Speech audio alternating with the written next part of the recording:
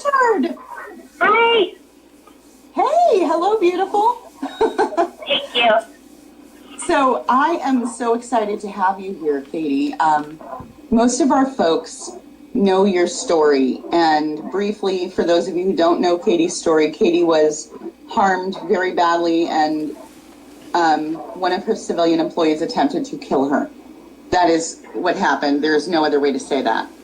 But Katie is a beautiful first lieutenant in the Army Nurse Corps, and for which I am very proud because, you know, female vets, go us! And I want Katie to talk to us about whatever Katie wants to talk about. But first of all, tell us, before all this happened, tell me what you were most concerned with in nursing, and tell me why you wanted to be a nurse. So I wanted to be a nurse. I'll start there. My mom is an Army nurse, and I grew up with, moving around and following in her footsteps. And when I was in high school, she deployed. And it really touched me when she would call back and tell me her stories and tell me what was going on and the people that she affected and the soldiers she got to influence and take care of. And I just knew right away that's what I wanted to do. I didn't want to do anything else. I just wanted to take care of our soldiers.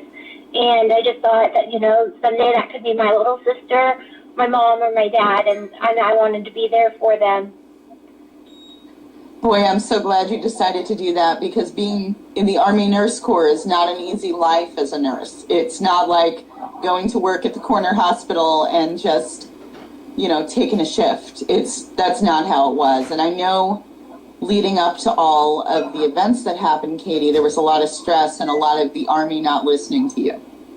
And as a government employee myself and a vet, I am very disgusted by that whole thing. And I want you to tell us now what your goals are. What are your goals today? Yeah, so my goals moving ahead, going through that awful situation, number one, I just want to make sure that I can do anything possible to make sure that nobody else has to go through what I went through. Workplace violence is real, it happens, and there's warning signs, and people need to be reporting it and listening and taking it. And I think a lot of my experience has been through the military.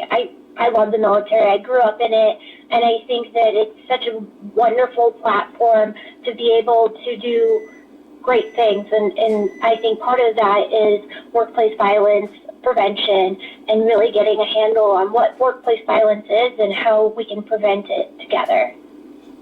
Do you think you could tell some of our people what the warning signs are, Katie? Yeah, so for me, one of the biggest things that I noticed right away is that when I started working with my attacker, he was very distant from me, wouldn't look me in the eye, and then as things went on, he would get like aggressive outbursts, and he would yell and scream at me. But it was normally just when we were alone.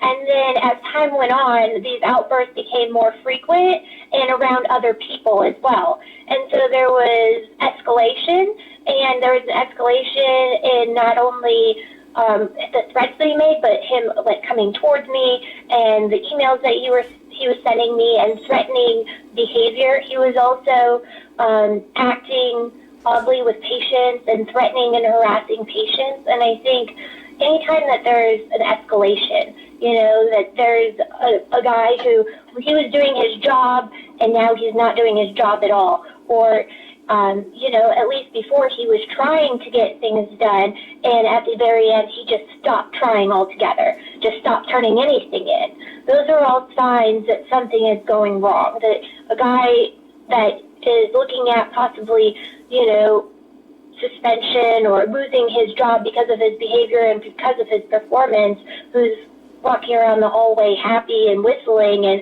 everything's great, those should be red flags and those should be reported. I understand, and I think I'm going to give you a few of the comments that have been said here.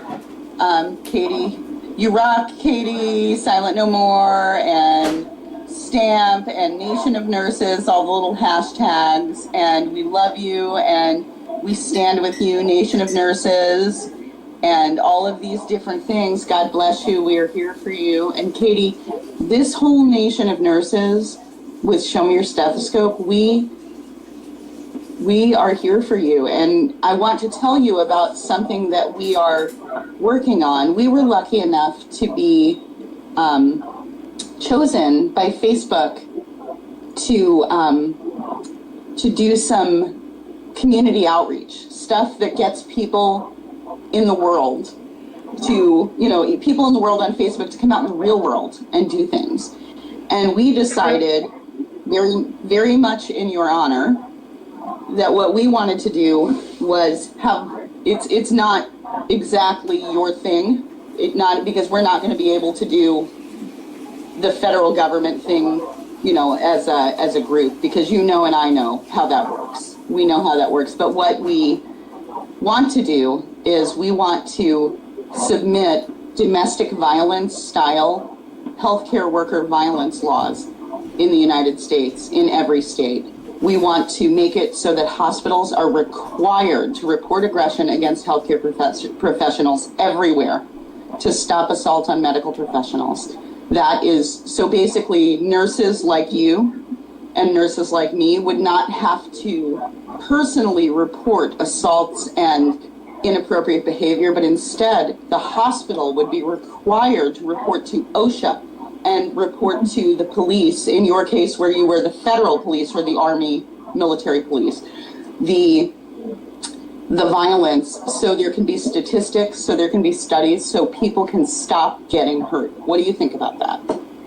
I think that that's awesome. I think that starting with, first we have to be able to report this. We have to see, people have to have the ability and the knowledge to be able to say, hey, I'm identifying workplace violence, and it's starting, it shouldn't be when it starts somebody was hurt. In my case, it's really unfortunate that it got as far as it did. But in the beginning, there were so many warning signs and so many opportunities where somebody could have intervened and said, right here, this is a warning sign, and I'm going to stop this. And I truly believe that it would have been preventable if that would have happened. So first, education on what is workplace violence, and then going forward, like you said, and, before it gets to, I was set on fire, we have to have some procedures in place and policies in place and people to recognize that workplace violence is bullying and aggressive behavior and these things that really, disrupt the workplace. What can we, as a nation of nurses, do to help Katie Blanchard? What can we do? You're going to say nothing, but what could we really do? I think that, I think for beginners, supporting me is great, and thank you so much for having me here and supporting me, and that means the world to me. We just launched a webpage. It's thearmynurse.com, and we're going to be putting out different legal and medical information on there, so if you want to follow on there and just what's going on in the future, I would like to continue to be an advocate, against workplace violence, and to really, I know that you're focusing on the civilian side, but I think a lot of people don't understand that the military comes with a completely different set of problems. Set of problems. Yeah. It's very similar. I mean, we're both experiencing very similar issues. It's just how we address it, needs to be a little bit different, obviously. Well, and for us, Katie, this nation of nurses wants to help the Army too. We want to help the military side, and whatever it is that we can do, you're the expert on the military side, and whatever we can do to help and spread the word and get people there and on the ground, we want to do that for you. We will be there. And we will also be there on November 2nd when this, if you will excuse the way I say, because I won't say his name, when this animal is sentenced on November 2nd. I won't say his name because I don't believe history should remember him. I just can't say his name. But, sorry, but we will be there for you on, I'm sorry, Katie. You can see my face here. I'm like, okay, enough of that. We will be there for you on November 2nd. We have people from Show Me Your Stethoscope coming, and people from Silent No More Foundation are coming. the Healthcare Workers Protection Act. They are coming. We are all coming to be there for you because we believe that what happened to you is absolutely unconscionable. It's just unbelievable. And for people to not protect our soldiers, meaning you, Katie, I mean, you're at home, you're in the United States. Why in the hell did this happen to you? And our military deserves to feel protected by us because you protect us and we should protect you. So I'm about to like bawl, Katie. You would not, the day we found out about this over a year ago, I was in a basket, and of course I didn't know you, but I mean, I hope if there's anything, hashtag we got your six, Katie. So that's one of my Army vet admins that's saying that to you. But we're going to be there for you, and anything that we can do to help you with this, we want to. So just tell us, and we'll send people to the Army nurse. We will do whatever we can do, but tell us what what you're going to do and what your next step is. So for me, really, I want to go ahead and be that advocate. And within the military right now, I'm working with Major General Temple on a committee that's looking at workplace violence and different policies and procedures that could be put into place. And I'm working on this team and putting up these recommendations and looking at what we could do to implement, proactive, not just reactive, but proactive policies that will help with workplace violence. And so I think that's, in the military, it's not always as easy as just getting a group together and saying, this is what everybody's doing. Major General Temple is the Central Command Regional General, and so we're starting there. He has been a great advocate and really wants to send forward these policies and actions. And like you said, the first step is going to be, okay, who's reporting, and we need to get statistical basis of how much is this happening, and do people even know what workplace violence is? And if they do, how are they going to report it, and who's going to be listening to it? Because, like in my case, I identified workplace violence very, very early on, but once you give it to somebody, what are they going to do with it? We need to be giving the tools back to our leaders to be able to deal with these things. Yeah, and the thing is currently there isn't even any way to report this in the military. There's really no way to report it. You're a military officer and you are expected to handle your own problems with your own service line. I mean, that's what you're expected to do. And when somebody says, when you say, hey, this person is going to hurt me, there's really not even anyone to report it to, is there? No, you go to your command and you just hope that it's in their hands and that they will take care of you. And there really needs to be a better way to do that, a more profound, that you're going to get this information to the right people and that they're going to act swiftly and correctly to begin with so that it doesn't cascade into what happened to me. And what happened to you is so tragic, Katie. It is, and I'm going to tell you that you are one of the most beautiful souls I have ever met in my entire life. And talking to you the very first time, I was like, oh my God, she believes it. She really believes, and I don't think that this would have had to happen for you to fight for it. I don't. I think you're one of the change agents that's going to make things better in the Army Nurse Corps and in all military nursing, and I am so proud to be able to know you and to be able to offer anything you need from this nation of nurses. We will figure out a way to do it. That's what we do. You know? So is there anything you would like to tell these folks? Just thank you for the support. Please continue to follow. We're going to put out, different congressmen, senators. We're going to try to rally support to change policies and procedures within the military, to look at Ferris Doctrine and to see how Ferris Doctrine is affecting the accountability of our command group. If there's no accountability for the actions of a command, then it's seems like these things will continue to happen until somebody is held accountable for the actions or non-actions that they take.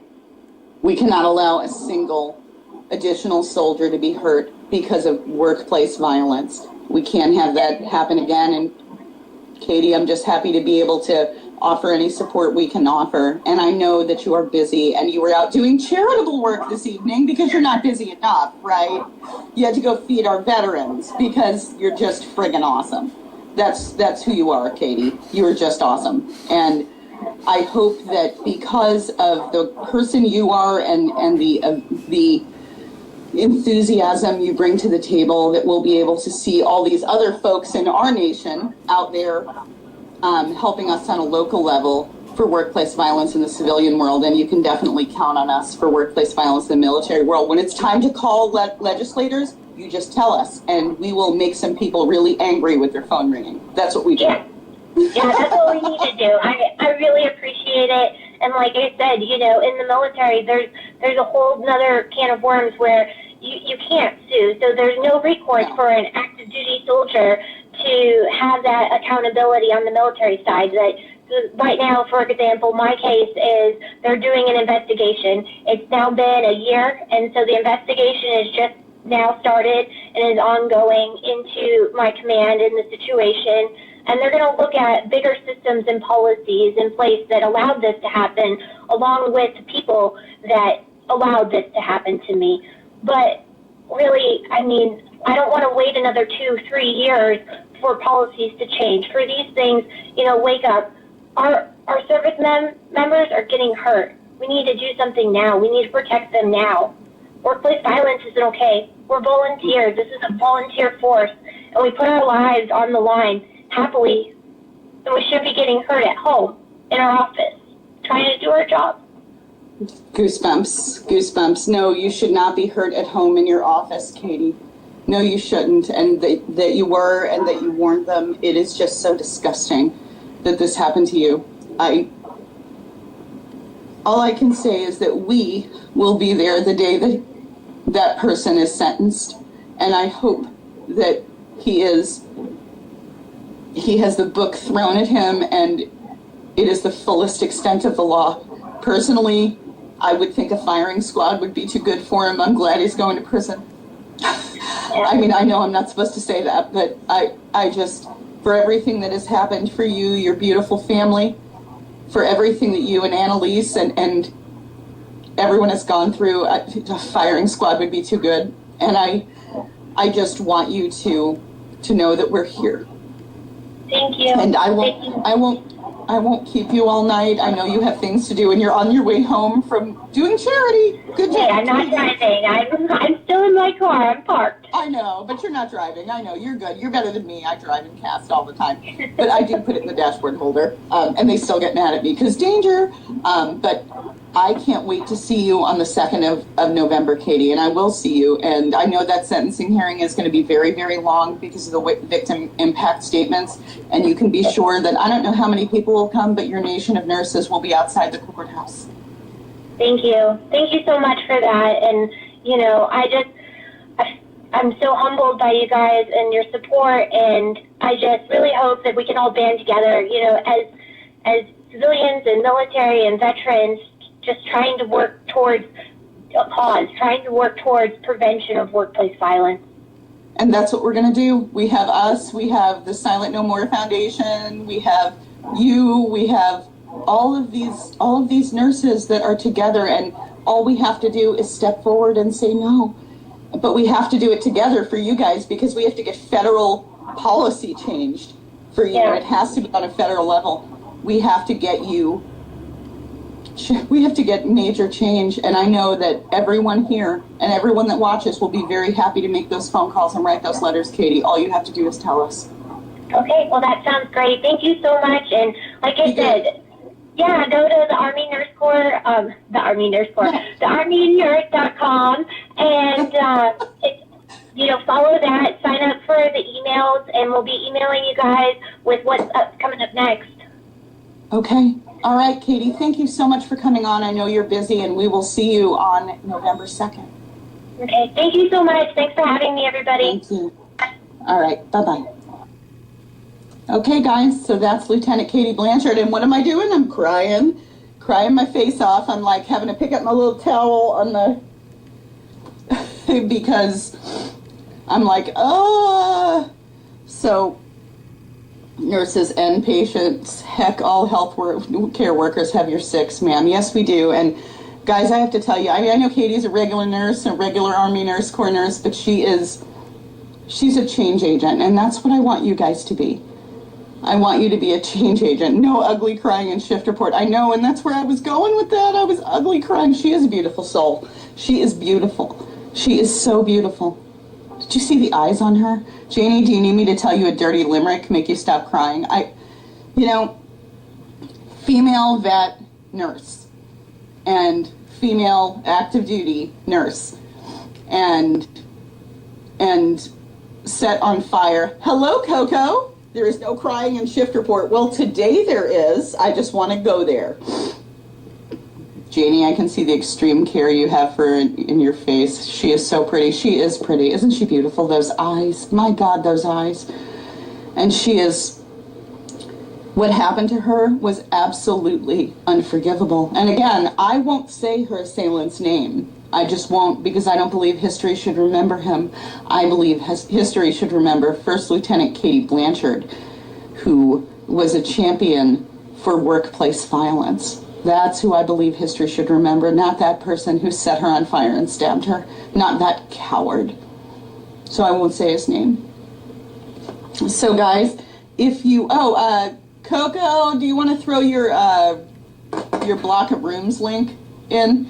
Silent No More did a block of rooms for the for their event the day before, and then on the day of sentencing. If you want to throw it in there, because we're staying at the Hilton Garden Inn across from the federal courthouse, so we can just walk across.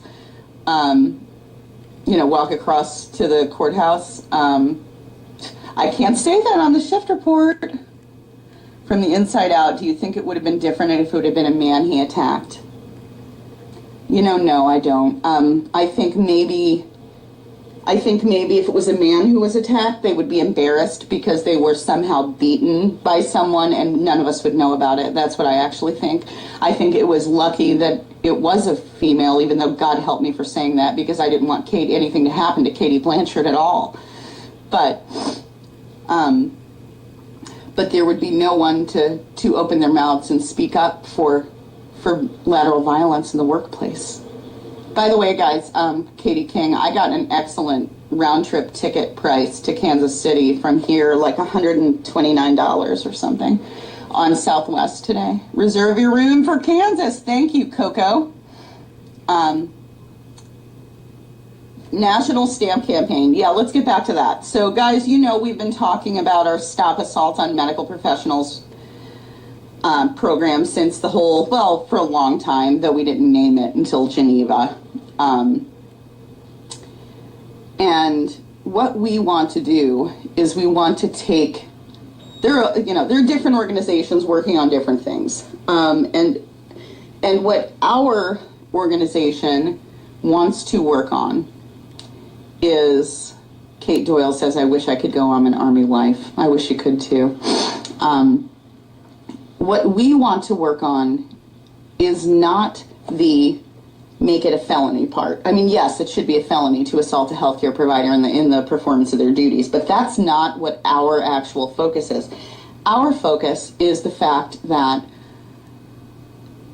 nurses and other healthcare workers, paramedics, the ED techs, doctors, everybody, respiratory terrorists. Hello, Nikki Todd. You're not a very good timekeeper because you're late all the time. We are concerned that because we are constantly retaliated against and threatened by our workplace, that so many assaults go unreported. What our focus is making it mandatory for hospitals and other healthcare places to report all assaults against medical professionals. But the thing is this is actually going to take you. we of course we're supporting everyone else who's doing all the other, the other stuff with medical, Coco's my good friend there, and she's Silent No More, and her Silent No More people are in here. But what our focus is making it like the domestic violence laws, where assaults against medical professionals must be reported, that they must be reported, period, by the hospital.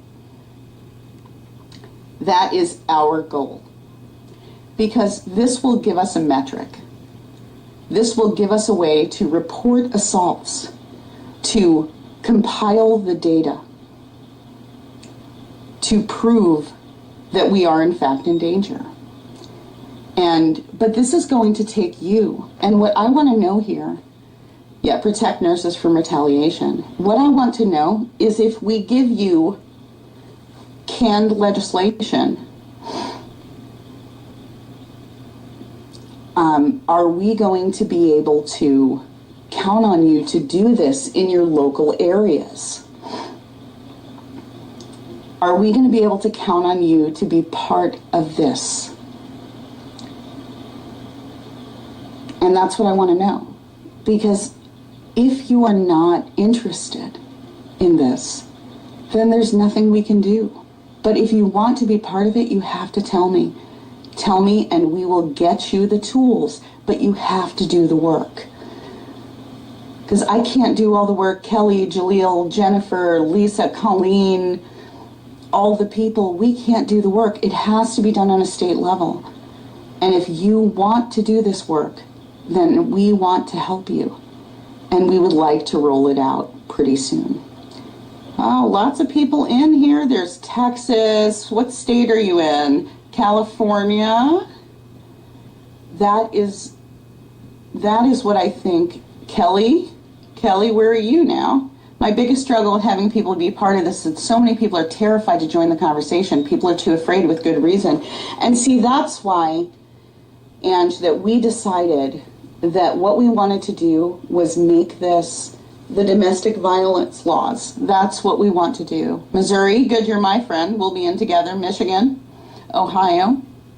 And I have some people you can talk to in Ohio, Massachusetts, because nobody can argue with this. Nobody can argue with these assaults must be reported. OSHA must know about it. There's some more Ohio, more Texas.